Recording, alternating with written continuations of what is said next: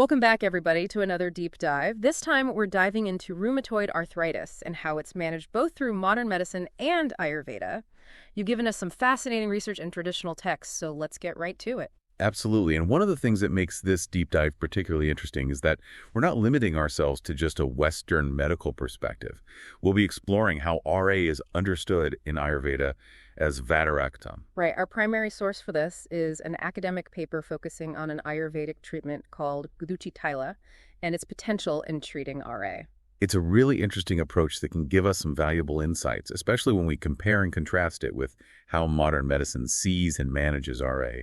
But before we get too far, let's take a step back. What exactly is rheumatoid arthritis?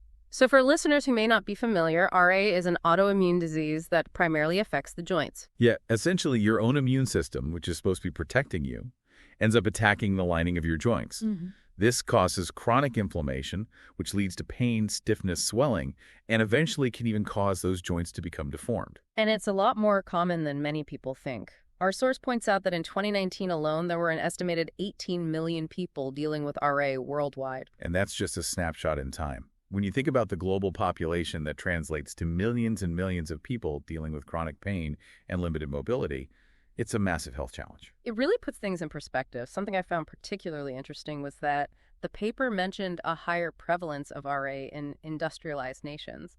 That's a really key observation that points to the possibility that there are certain lifestyle or environmental factors at play here. Is there something about modern living that might be contributing to the development of RA? It's a question that deserves further investigation for sure. For sure. So we've got this understanding of RA from a medical standpoint, but how does this all connect to Ayurveda and this concept of Vataraktam? That's where we step into this different but I think equally valuable way of understanding RA. So RA doesn't map perfectly onto a single disease in Ayurveda, but Vataraktam is the closest comparison we have.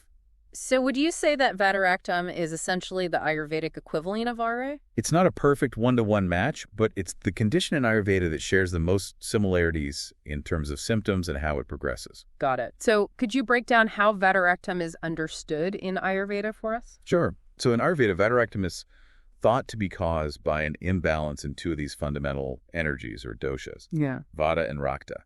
Vata governs movement in the body, and Rakta relates to the blood. So when these energies are disrupted, it can manifest as Vataraktam. Exactly. And what's fascinating is how Vataraktam is described in Ayurveda. It progresses from affecting superficial tissues like the skin and muscles, and then moves deeper to the bone and cartilage, which aligns pretty well with how RA develops in stages. Almost like two different languages describing the same underlying process. I did notice that the source also mentioned Amavata as a possible Ayurvedic connection to RA. Yeah, there is some discussion about whether RA could also be considered Amavata, which is another Ayurvedic condition. However, the paper concludes that Vataraktam is actually a closer match because of specific symptoms like the symmetrical joint involvement that we see in both RA and Vataraktam and their chronic nature, which can lead to that deformity we talked about. Okay, so for the sake of this deep dive, we're focusing on Vataraktam as the primary Ayurvedic lens for understanding RA. Now, when it comes to actually managing RA, how do the approaches differ between modern medicine and Ayurveda? Well, in modern medicine, the focus is typically on early diagnosis and intervention, often using what are called DMARDs, or disease-modifying anti-rheumatic drugs. The goal with these medications is to slow the progression of the disease and prevent further damage to the joints. And Ayurveda, I imagine, takes a more holistic approach. All right. Ayurveda aims to restore balance to the body's systems through a variety of techniques. Two prominent approaches are Shahana and Shamana. For the sake of our listener, can you briefly explain what those are? So think of Shahana as purification. It involves cleansing the body from the inside out, often through specific diet and lifestyle practices. Shamana, on the other hand, is about pacifying or calming those imbalanced doshas. This might involve using herbal remedies, special diets, or relaxation techniques like meditation. So it's less about directly attacking the disease and more about bringing the body as a whole back into a state of harmony. Yeah, that's a great way to put it. And for this deep dive, we're going to focus on a specific Shamana approach.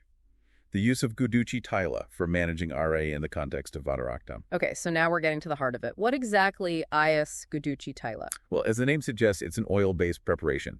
And the three main ingredients are Guduchi, which is also known as Tinospora cordifolia, a very powerful herb, Kila Taila, which is sesame oil, and then Goshira or cow's milk. So a potent herb sesame oil and cow's milk.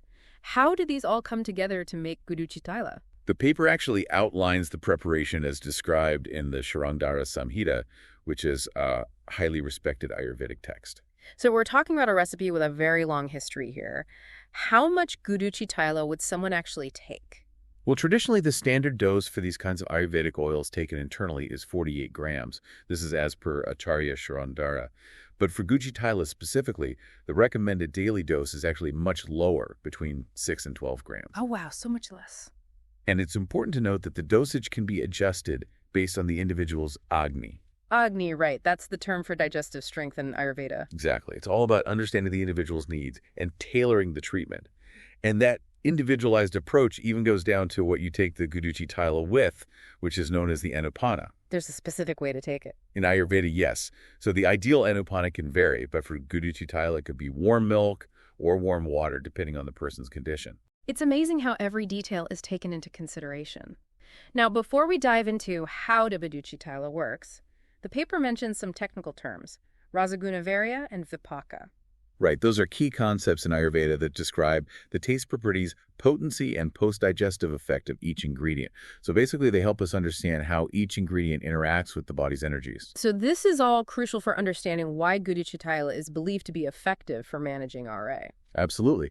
It gives us the framework for understanding the mechanisms at play from an Ayurvedic perspective. And it's interesting to note that guduchi thaila is actually used for a lot more than just vataraktam. It's a very versatile remedy with a long history of use for a variety of conditions. Yeah, that's pretty interesting. Like what? For example, it's considered a balya, which means it promotes strength and vitality. It's also a dipana, so it enhances digestion and metabolism. It's even used as a vrisha. A vrisha. Yeah, a vrishya, which means it's believed to have aphrodisiac properties. Wow, that's quite a range. So we have this fascinating Ayurvedic remedy with this long history of use for all kinds of conditions, and now we're looking at its potential for RA. But what about the science behind it all? How does guduchi thaila actually work? This is where it gets really interesting. The research really dives into the properties of each ingredient and how they work together to target both the symptoms and the progression of RA. I'm all ears. Let's hear about the science behind guduchi thaila. All right, so let's start with guduchi, the star of the show here. Remember how vataraktam is caused by that imbalance of vata and rakta? Well, guduchi has properties that purify the blood and pacify both vata and pitta, which is another dosha related to heat and metabolism. This makes guduchi a tridosha shashamaka, meaning it can balance all three doshas. So it's like a master harmonizer bringing everything back into equilibrium. What about the scientific evidence for this, though? Well, this is where traditional knowledge meets modern research. So guduchi contains flavonoids and alkaloids, which are compounds known for their anti-inflammatory and analgesic effects. Makes sense why it would help with the pain and swelling that's associated with RA. Exactly. But the research goes even deeper. Studies have shown that guduchi can actually modulate immune responses, which is absolutely crucial for managing an autoimmune condition like RA. Wow, so it's not just masking the symptoms, it's potentially addressing the root cause. That's incredible. What about tila thaila, the sesame oil? What role does it play in all this? Okay, so going back to vataraktam and its linked to imbalances in vata and rakta, tila thaila, with its warming properties, is believed to directly address those vitiated doshas. You know, I always thought sesame oil was just for cooking. I had no idea it had medicinal properties. Oh, absolutely. Ayurveda has long recognized the therapeutic value of sesame oil. It's good for the eyes, hair, cognitive function. It goes on and on.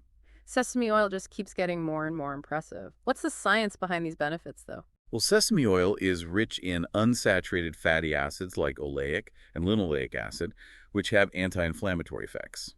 It also contains lignans, which are plant compounds known for their antioxidant and anti-inflammatory properties as well. So working on multiple levels, just like guduchi. Exactly. And there's one specific lignan found in sesame oil called sesamol, which is especially good at enhancing immune modulation, which, as we've discussed, is incredibly important in the context of RA. So guduchi and sesame oil are already a power couple, it seems.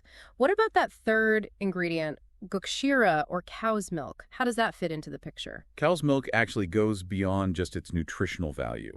In Ayurveda, it's considered a rasayana. Or rasayana. Refresh my memory on what that means. Of course. A rasayana is a rejuvenator, so it nourishes and revitalizes the body. Gukshira is believed to pacify both vata and pitta, promote a healthy complexion, and like the other two ingredients, has these positive effects on the immune system. I'm sensing a theme here. All three ingredients seem to have immune-boosting properties. What does the science say about cow's milk in that regard? Well, cow's milk has components that definitely support immune function, things like immunoglobulins and lactoferrin. But this is where it gets even more interesting. Cow's milk contains a unique protein called MFGE8. MFGE8. Tell me more about this protein. So MFGE8 is also known as lactoferrin, and it's been shown to reduce inflammation and modulate immune responses, which of course are key when we're talking about RA. And this is where the connection to RA gets really fascinating. Research suggests that MFGE8 expression is actually downregulated in individuals with an RA. Meaning they have less of this beneficial protein. Exactly. And what's even more interesting is that MFGE8 levels tend to increase when RA is in remission. So almost like a marker of how well the condition is being managed. Yeah, that's one interpretation. It definitely suggests that MFGE8 has an important role in regulating the inflammatory processes involved in RA. Wow, so we've gone from this traditional Ayurvedic recipe to cutting-edge research on immune modulation. It's amazing how these worlds collide. It really highlights the potential for bringing ancient wisdom and modern science together to better understand and manage complex conditions like RA. So we've talked about the individual ingredients and their impressive properties, but when you look at the combined effect of Guduchitila and Gokshira, what does that tell us about Guduchitila's overall potential for managing RA? Great question. What we're seeing here is a multi-pronged approach to managing RA. Each ingredient is contributing to the overall effectiveness of Guduchitila. So it's not just about addressing one specific aspect of the disease. Right. It's not just tea about reducing inflammation or just tea about boosting the immune system. This traditional remedy seems to be working on both the symptoms, the underlying progression of the disease. So it's a much more holistic approach to restoring balance and promoting healing. Exactly. And there's even more to consider here. Our source mentions this concept of avartana, which could actually enhance the therapeutic potential of Guduchitila even further. Avartana, that's a new one. What does that mean? So avartana refers to a process of multiple processing or refinement. It involves specific techniques to potentiate the Guduchitila, basically making it even more effective. So taking this already powerful formula and amplifying its effects. Precisely. And what's really encouraging is that this traditional remedy is being backed by increasing scientific evidence. That's what makes it so exciting. It's not just anecdotal evidence. It's about traditional knowledge being validated through rigorous research. A beautiful marriage of ancient wisdom and modern science. It really is. And while we've covered a lot of ground today, this is really just the tip of the iceberg. Ayurveda is a vast and complex system, and there's still so much to explore. I'm already feeling inspired to do more research. This deep dive has been so eye-opening. That's the beauty of it, right? Yeah. It sparks your curiosity and encourages us to keep learning. And for anyone listening who's feeling maybe a little overwhelmed by all this information, don't worry, we're here to help you navigate it. Exactly. If you ever come across a source that leaves you feeling lost, send it our way. We'll help you unpack it and extract those valuable nuggets of knowledge. That's what the deep dive is all about. We'll be back with more insights in just a moment. Ayurveda really offers a holistic understanding of health and disease, doesn't it? It really does. Like, we're seeing the body through a whole new lens, you know? Not just looking at the individual parts, but as this interconnected web of energies. Exactly. And that perspective is actually really important for understanding how Guduchitila is thought to work. It's not about just targeting a specific symptom here or there. It's about restoring balance to the whole system. So less about suppressing the symptoms of RA and more about getting to the root cause of that imbalance. That's the idea. And when we look at RA through the lens of Vata-Raktam, that root cause lies in these imbalanced Vata and Rakta energies. Right. And each ingredient in Guduchitila seems to have a specific role to play in bringing those energies back into harmony. Exactly. But, before we get too carried away talking about the potential here, we should remember that more research is definitely needed. Yeah, good point. We don't want to give anyone listening the impression that Guduchitila is like a miracle cure or something. Right. Individual responses to any treatment can vary, and Ayurveda recognizes that. It's about finding what works best for you, the listener. And that's why it's so important to consult with qualified healthcare practitioners who understand both Ayurveda and modern medicine. Absolutely. They can help figure out the best approach for you, taking into account your individual needs and all that. So while our deep dive is super fascinating, it's definitely not meant to replace personalized medical advice. It's more about giving you the knowledge so you can make informed decisions about your own health. So this deep dive is really just a jumping off point for further exploration. Exactly. If this stuff has sparked your interest, I really encourage you to keep researching. The world of Ayurveda is full of insights just waiting to be discovered. Maybe your next deep dive will be into another one of these traditional remedies that's gaining recognition from science. Oh, the possibilities are endless. It's so exciting to think about all the different ways to approach healing and well-being. That's what makes these deep dives so rewarding, They open our minds to new possibilities and encourage us to think outside the box. It's not about Ayurveda or modern medicine. It's about finding that sweet spot where both can work together to support our health. I like that. It's about taking an active role in our own health journey and seeking out the knowledge that resonates with us. So to our listener, remember, you're the expert on your own body. Yeah, trust your intuition. Don't be afraid to ask questions. And if you ever feel totally lost in the sea of information out there, well, that's where we come in. Send us your sources. We'll be your guides on the deep dive. We'll help you sift through the details and uncover those golden nuggets of knowledge that can guide you on that path to healing and well-being. We've talked a lot about the potential benefits of Guduchi Thaila, but what about some of the challenges? The things to consider when using Ayurvedic treatments in general. Right, that's a super important point. So, as promising as Guduchi Thaila seems, it's not without its nuances. One thing that comes to mind is the importance of sourcing authentic, high-quality ingredients. Ayurvedic preparations really rely on the purity and potency of the ingredients. You're absolutely right. And even when you do have authentic ingredients, the methods of preparation can vary, which can definitely impact how effective the final product is. This is where it becomes crucial to work with really experienced Ayurvedic practitioners who know all the ins and outs of these formulations. 100%. Finding a practitioner who can assess your individual constitution and guide you in the right way to use Guduchi Thaila or any Ayurvedic remedy is really essential. Yeah, it's not a one-size-fits-all kind of thing. Definitely not. And that brings up another really important point: potential interactions. Like with medications or supplements. Exactly. It's so important to be aware that even herbs that are generally considered safe and beneficial can still interact with other things you might be taking. So open communication with all your healthcare providers is essential. Absolutely. Transparency is key for ensuring your safety and really getting the most out of any treatment you choose to explore. Sounds like a balanced and cautious approach is the best way to go when venturing into the world of Ayurveda, even with something as promising as Guduchi Thaila. I think that's wise. Enthusiasm for natural remedies is great, but it's important to temper that with some critical thinking and make informed decisions. This deep dive has definitely made me want to approach new information with a more discerning eye, always getting different perspectives and looking for evidence-based insights. That's what we're all about. I hope this deep dive has empowered you to do the same. Speaking of empowerment, something else we should touch on is the role of lifestyle in managing RA. Oh, that's a fantastic point. Ayurveda really emphasizes the importance of aligning our lifestyle with the rhythms of nature. So it's not just about what we put into our bodies, but how we actually live our lives. Exactly. Things like diet, sleep, stress management, exercise. They all play a part in maintaining balance and well-being. For anyone listening who's maybe thinking, okay, how do I actually incorporate these principles into my life? Where would you suggest they start? I always say start with the basics. Pay attention to your body's natural rhythms.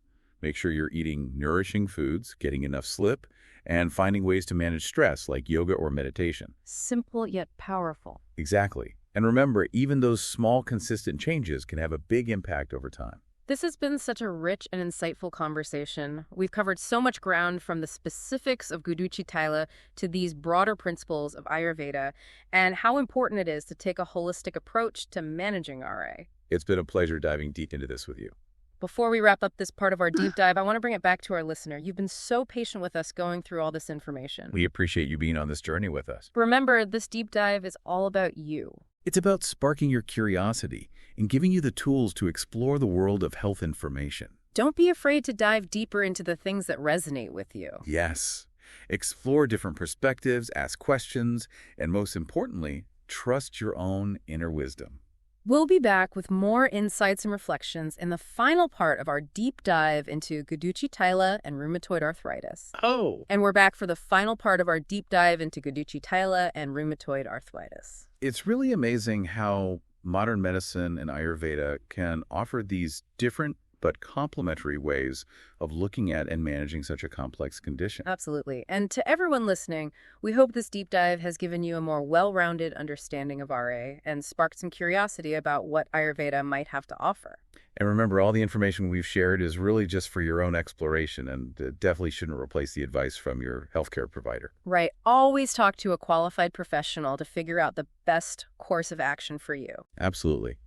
And as we wrap up this deep dive, I think it's worth emphasizing that there's still so much to learn about RA and how to manage it. It's really a field that's constantly evolving both in terms of conventional medicine and in those more traditional systems like Ayurveda. This deep dive has just been a small glimpse into the vast amount of knowledge that's out there.